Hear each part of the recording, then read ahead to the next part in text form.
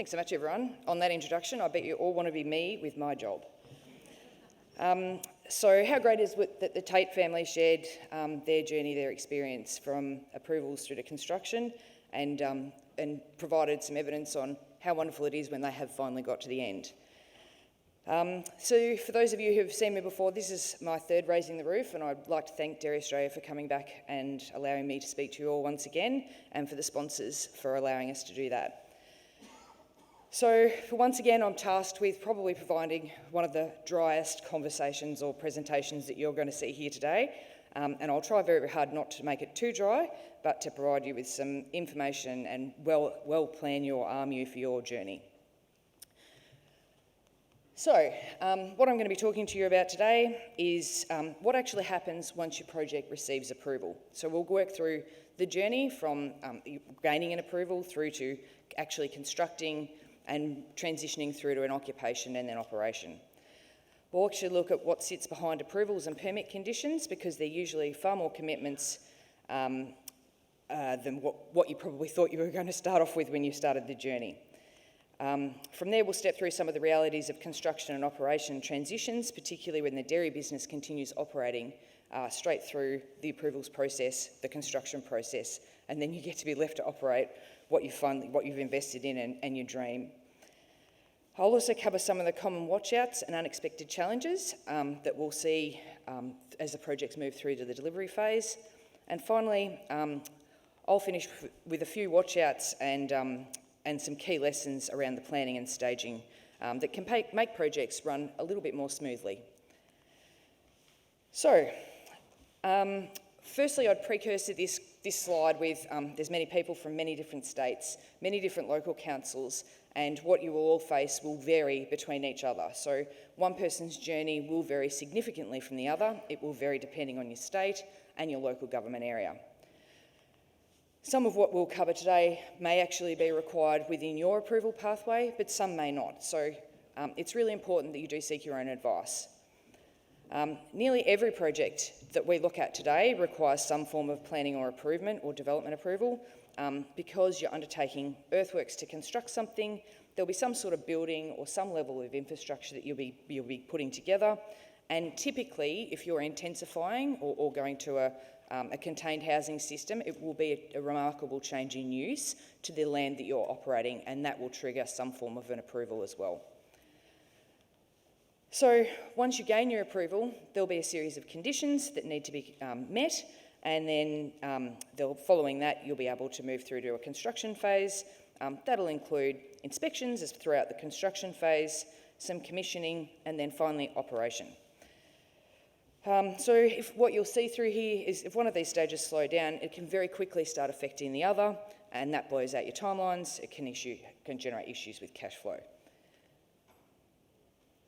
So each stage that you see up there unlocks the next. So unfortunately, I stand before you and I'm going to deliver a little bit of bad news for you, and that is that the biggest myth is that just because you've gained an approval, it doesn't actually mean that you order your earthworks contractor and you start work the next day.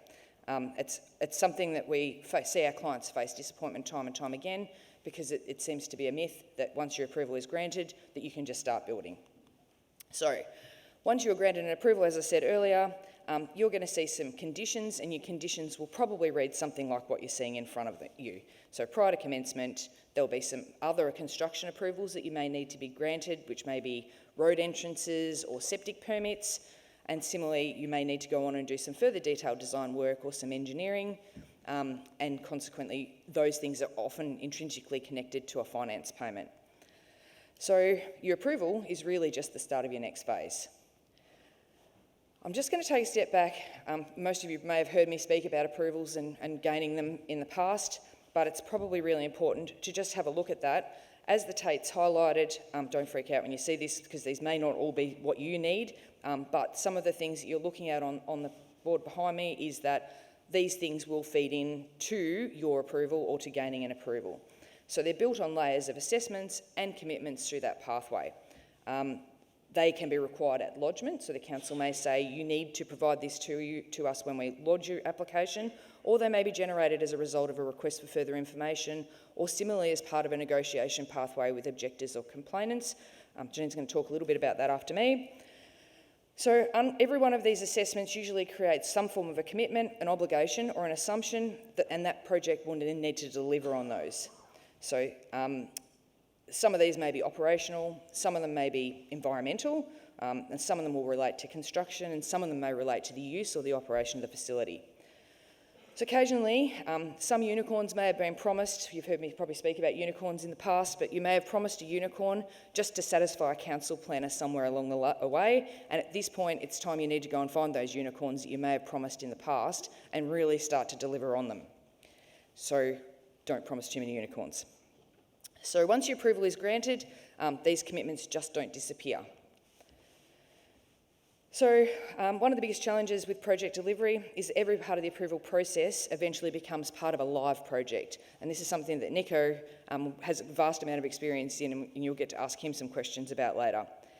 So basically we have the permit conditions, and they will generate some endorsed plans that you'll typically have to have from council, and they may not endorse the plans that you lodge. You may need to furnish them with further plans, particularly if you're working in Victoria. You may need to deal with some requests for further information responses, and they generate part of your construction and approval obligations. If you are triggering an EPA licensed activity, which for those in Victoria may not, but many in New South Wales will be, or Queensland, some in South Australia, and that similarly will relate to some general terms of approval that you may need to obtain as part of your operation as well. You may have to generate some management plans as well, as you would have heard from the Tates, some odour management plans and or some like a biodiversity or an Aboriginal cultural heritage operational and construction plan. And similarly, you may have to have negotiated an outcome to potentially keep a council happy or some community concerns that have been raised. So many of these concerns might seem manageable during the approval process, but now it's really your time, once you've got your approval, to start delivering on these. And these will be intrinsically connected to obtaining the next part of your process. So the approval is not your finish line. The key message is it's just the start of the delivery. So when you start to deliver the approval component, you will see on your approval that there are many parts and many stages, and the first thing you'll notice, or you should be noticing, is that there will be these 3 words that say prior to commencement. And these are quite important because when you go to obtain your building permit or your construction certificate or whatever it's called in your state, the certifier will be looking for the satisfaction of those conditions which will release the ability to gain a building permit, which is the construction part or the exciting part. So that will include things like some endorsed plans, it may be some other approvals. It might be, a road entrance approval, or it might be an EPA licence, it might be a water licensing approval, and that will then release your building permit and your construction certificate, which will include some engineering as part of how the building needs to be constructed. There'll be some site establishment that will also have to be commenced, so things like maybe some erosion and sediment control plans or some fencing off for some sensitive areas. And then once you've got those things ticked off, you'll get a construction certificate or a building permit, which will allow you to move into the during construction phase. And typically most approvals will also include a during construction phase, which will mean that you must not, often there'll be things like you cannot track mud up roads, or you must only operate between certain times of the day or day of the week. Similarly, there'll be a series of inspections. For those of you who have built anything at all, you will have seen footings inspections, frames, structures, plumbing sign-offs, those sorts of things. That will form part of the during construction phase. So they will be the sign-offs. You'll get them in paper because some building inspector will come out and wave his magical tape measure around and measure some holes and say your contractor will have done a great job. Usually there'll be someone coordinating some contractors, or many contractors we see on some bigger projects, and there'll also be some temporary works, which we'll talk about in the next slide after this. So it's about making sure that during construction your approval compliance is still maintained, because the next thing that you'll see is prior to operation. So for those of you who have been through this process or built anything, the next thing you'll be looking for, particularly with finance involved, is the occupation certificate, and that's the prior to operation stage. So you'll be looking for an occupancy certificate, which is effectively a final sign-off, and that this will ensure that all of your conditions are satisfied prior to you being granted your occupation. And your commissioning will be generally occurring at the same time or as part of that. And once you've got all those things ticked off, you can finally operate the site that you've wanted to build for years and years and years. So, the key message to that is that each stage that you're seeing up on the screen unlocks the next. So, when you're doing all of this, the most important part to recognise, I suppose, is that the dairy just doesn't stop. So, what we often see through the construction phase is that there can be a bit of a risk, and that is that the dairy doesn't stop. You're trying to operate, cows still accessing the dairy and your operational area, your milking's still happening every day, the feed's still arriving, you've still got effluent being generated, you've got your farm staff is still operating, and on top of that, we're a bit slow on this, on top of that, oh no, it might not be happening at all. Oh, we've got safety and biosecurity risks is where I was trying to get to. So effectively, all what you currently do is being connected to with what you're going to do. And that generates, which Nico has a huge amount of experience in, it generates power being turned on and off, pipelines and water being turned on and off, your access tracks that your cows walk down every single day and have done for their entire lives. They're no longer walking down those tracks and you're asking them to follow different routes. So there is some I suppose, considerations or some things to be thinking about in that space. And making quick decisions as part of your ongoing operation and using the local road to run your cows down because you can't use the laneway because you're constructing on it is not really an option if you haven't said that through your application process. I'm going to run out of time doing this, so we're going to be really quick. So, your construction occurs within and around your day-to-day operations. So, on to some common watchouts.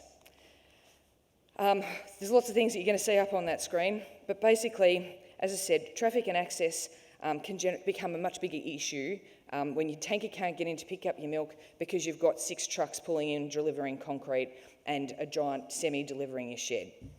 Similarly, you've got dust and mud if you haven't got dust, and that becomes absolutely everybody's problem when that happens. Noise and lighting. That also becomes a bit of an issue, particularly through winter months or summer months when it's, where I'm from in Deniliquin, it gets to 45 degrees and nobody wants to be putting up a structure in 45-degree heat in the middle of summer. Biosecurity is another part, and then obviously, whilst all these things are going on, you're still meeting all your permit and construction conditions, dealing with something called scope creep, where everybody says, just while I'm here, I may as well do X, Y, and Z.